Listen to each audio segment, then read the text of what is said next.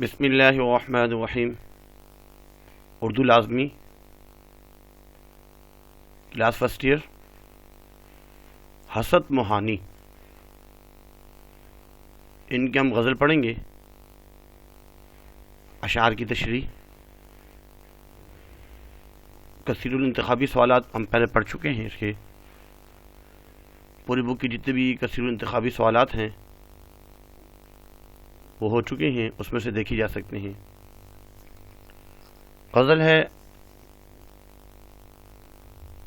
اپنا تھا شوق اوروں میں لائیں کہاں سے ہم، گھبرا گئے ہیں بے دلی ہم زبان سے ہم.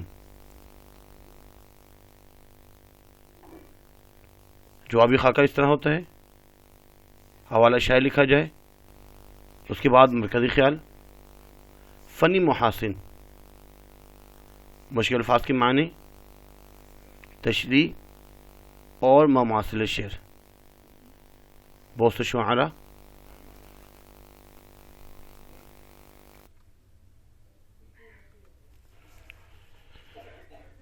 شعر نمبر 1: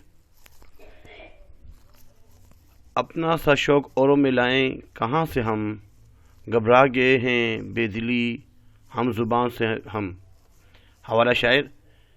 پیش نظر شعر حسد موہانی کی غزل سے لیا گیا ہے. آپ کو غزل کا مسیحا کہا جاتا ہے. مشکل الفاظ کے معنی: بے دلی. بے دلی اصل میں کہا جاتا ہے بے وفائی. اور فنی خوبی اگر ہم دیکھتے ہیں اس میں تو غزل کا پہلا شعر ہے، مطلع ہے یہ. اس میں یہ بتانا چاہ رہے ہیں کہ محبوب کی بیداری کو بیان کرتے ہوئے فرما رہے ہیں کہ ہمارے اندر جو محبت کا جذبہ موجود ہے، ایسا جذبہ، ایسا شوق ہم اوروں میں کیسے پیدا کر سکتے ہیں؟ نہیں کر سکتے. لہذا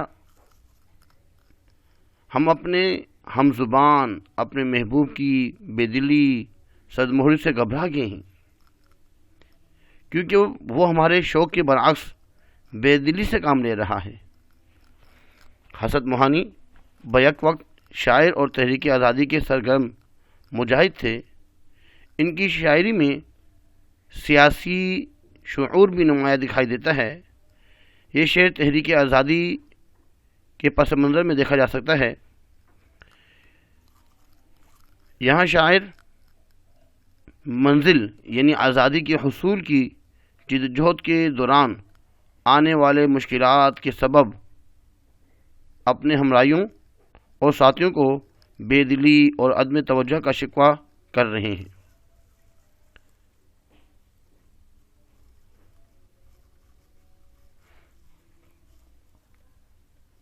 مرکزی خیال.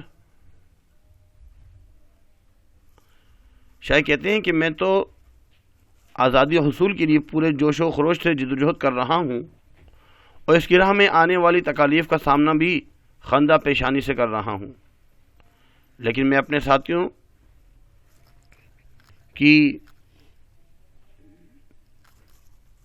اور اپنے ہمراہیوں کی بے دلی سے گھبرا گیا ہوں کہ اس منزل کا حصول کسی ایک کے بس کی بات نہیں. مماثل شعر. یہ ادائے بے نیازی تجھے بے وفا مبارک، مگر ایسی بے رخی کیا کہ سلام تک نہ پہنچے. شعر نمبر 2: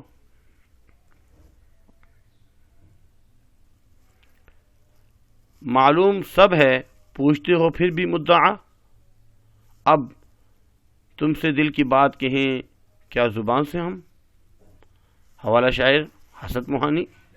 مشکل الفاظ کے معنی: مدعا اصل میں کہا جاتا ہے مقصد اور معاملہ. مرکزی خیال. محبوب کی بے توجہی اور تغافل کا بیان ہے، غفلت کا. تشریح.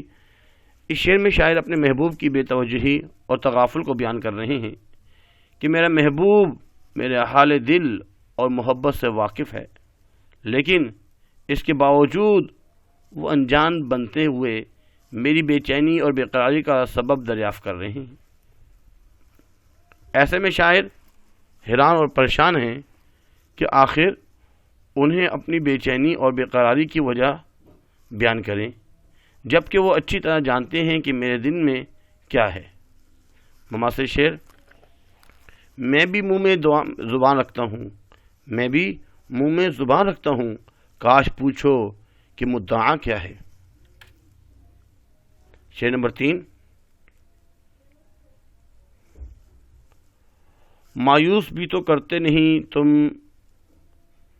ذرائع ناز، تنگ آگے ہیں کشمکش امتحان سے ہم۔ حوالہ شاعر حسرت موہانی، مشکل الفاظ کے معنی کشمکش کہا جاتا ہے پریشان، مشوش، ناز نخرے کو کہا جاتا ہے۔ مرکزی خیال: شاعر کے تذبذبانہ کیفیت کا بیان۔ شاعر اس شعر میں فرما رہے ہیں اپنے محبوب کی روش سے پریشان ہیں، اور کہتے ہیں کہ میں تمہارے اس رویے سے تنگ آ چکا ہوں کہ آپ نے تو محبت کا دم بھرتے ہو،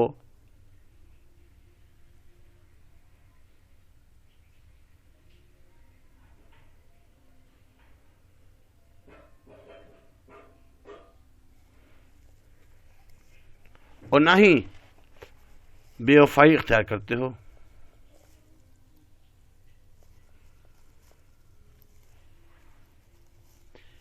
ایسے میں شاید تذبذب کی کیفیت میں ہیں کہ پتہ نہیں ان کا یہ امتحان کب تک چلے گا، کیونکہ میں جب بھی اپنے محبوب کی تغافل کی وجہ سے ان کی طرف سے مایوس ہوا تو پھر تمہاری طرف سے ایسا اشارہ ہو جاتا ہے کہ میری مایوسی امید میں بدل جاتی ہے، مگر اس کے بعد تم پھر وہی رویہ اختیار کر لیتے ہو جس نے مجھے پریشان کر دیا ہے۔ مماثل شعر: یہ طرف رستم دیکھو مرنے بھی نہیں دیتے، رہ رہے نہ وہ دیتے ہیں آنچل کی ہوا مجھ کو۔ شعر نمبر 4: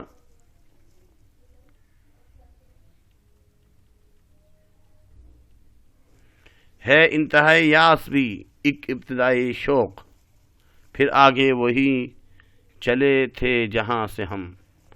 حوالہ شاعر حسرت موہانی، مشکل الفاظ کے معنی انتہائی یاس یعنی انتہائی نا امید،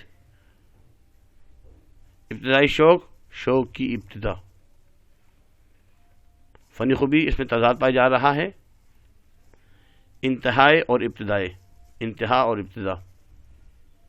مرکزی خیال: محبت کی منازل میں انسانی نفسیاتی کیفیت کا بیان۔ تشریح: اس شعر میں شاعر نے انسانی نفسیاتی کیفیت کو نمایاں کیا ہے کہ جب انسان کے پاس کھونے کو کچھ نہ ہو یا وہ مایوسی کی انتہا پر پہنچ جائے تو وہ بے خوف اور نڈر ہو جاتا ہے، اور اس میں نیا جوش اور جذبہ پیدا ہو جاتا ہے۔ شاعر یہاں یہی بتا رہے ہیں کہ جب میں نے محبت کا آغاز کیا اور اس راہ میں آنے والی مشکلات اور پریشانیوں سے مایوسی کی انتہا پر پہنچ گیا اور جب تمام راستے بند ہو گئے تو میں نے پھر سے محبت کو آزمانے کا فیصلہ کیا، کیونکہ مسلسل ناکامی سے میں دوبارہ نقاب ہونے کا خوف ختم ہو گیا ہے۔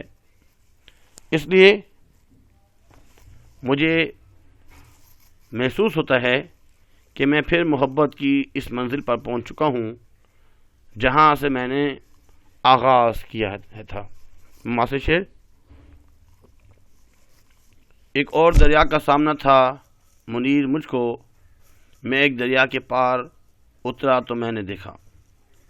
آخری شعر: حسرت پھر اور جا کے کریں کسی کی بندگی، اچھا جو سر اٹھائیں بھی اس آستان سے ہم۔ حوالہ شاعر حسرت موہانی، مشکل الفاظ کے معنی بندگی، عبادت، اور آستان بنانا چوکھٹ اور دروازے کو کہا جاتا ہے۔ مرکزی خیال: محبوب کی چوکھٹ کی قدر قیمت کا بیان ہے۔ فنی خوبی: مقطع غزل کا آخری شعر ہے۔ تشریح میں فرمایا جا رہا ہے